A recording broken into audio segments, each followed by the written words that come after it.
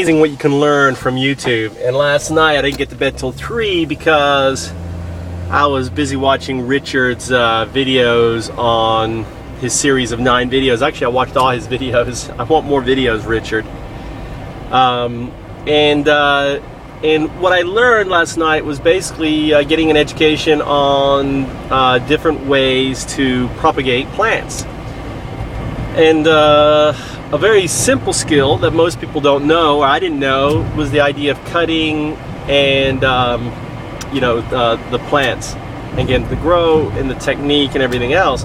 Now, Richard doesn't use, from what I understand, any of these rooting compounds, right, to propagate roots, which I thought was very interesting. And kind of the summation of this, basically, you want to rip the stem with the bark on it. You want to break off the buds. You want to look for branches that are budding. If they're budding, and that's why spring and stuff, or if it's new shoots, obviously the plant is in growth mode. So buds will become, if they're under soil, will actually become root pods, which makes sense to me. The other thing too is by breaking off the leaves and stuff, and one of the things I really want to grow is this lavender, so I'm really excited now to try to get lavender growing, because I love lavender. I love it as a mosquito repellent and everything else, and I just want tons and tons of lavender. The other thing too is I really want to focus on growing the mint family, because bees like that family. It's an extensive family, has bee balm, spearmint, all those things are all part of this mint family. And a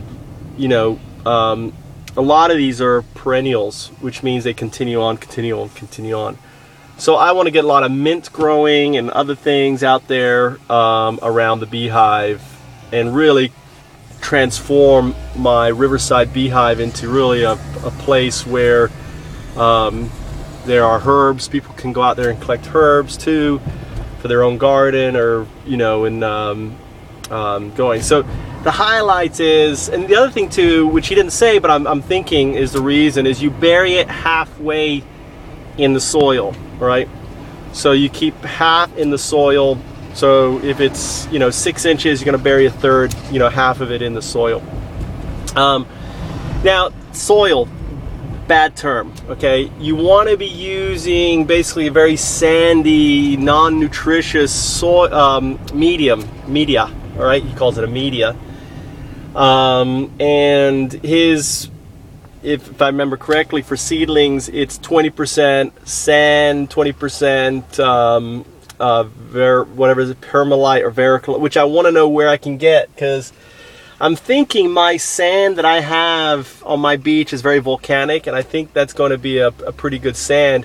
I may have to clean it because it may have salt on it, but I think I know where I'd get it, kind of further up where there's been a lot of rain. We've had a lot of rain, and the rain is going to basically clean the salt. So as long as it's not close to the water, I think the sand is going to be fine. So I'm going to collect that. And also I learned last night about making basically leaf mold. Leaf mold is basically just collect leaves and stuff and put it into a container and let it decompose for a year. So I'm really excited at trying out Richard's techniques and seeing what I can get going here. It's kind of like I've been itching to put more stuff in, but seeds are for the spring, so like, what do I do now? Well, now I've got all this cutting stuff to do, which is kind of cool because I could be doing all the time. Carry a plastic bag. He explained you want to put it in a plastic bag, I guess for the condensation. Put it, you can also so the first thing I have to do is collect the media. And I'm actually going to make more containers. I think my what's called containers are really cool for this. My pet bottle containers that have water in it, so there's a water source, so you don't have to worry about watering so much. It's kind of like a little bit of a help. and see what I can do in getting stuff grown. So I appreciate Richard, and I sent you an email. I look forward to talking to you. I really would like you to do a video on bee habitat, right?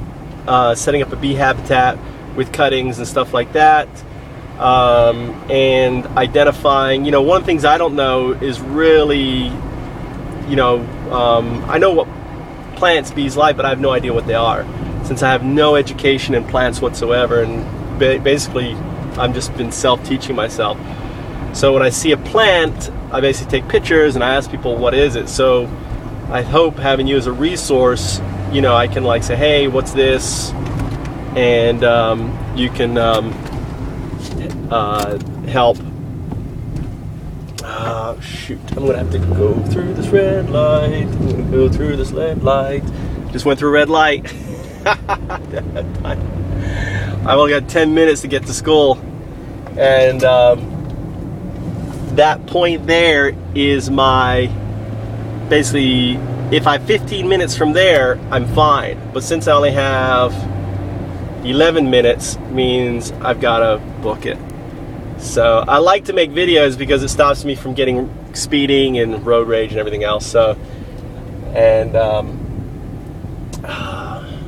I'm excited. I can't wait to get going with cuttings and to see what I do. And I'd like to know what you think about using the media, the rooting mediums. You said sweat is organic, so why don't I just get sweaty and rub my sweat on the on the stem, right? Just do some aerobic exercises whilst I'm cutting and running around, get real sweaty, and then wipe my brow and put it down the stem. If it has some sort of growth hormone in there, I guess, what the heck. Any other tricks and stuff would be great to hear from you. Thanks, Richard. Bye.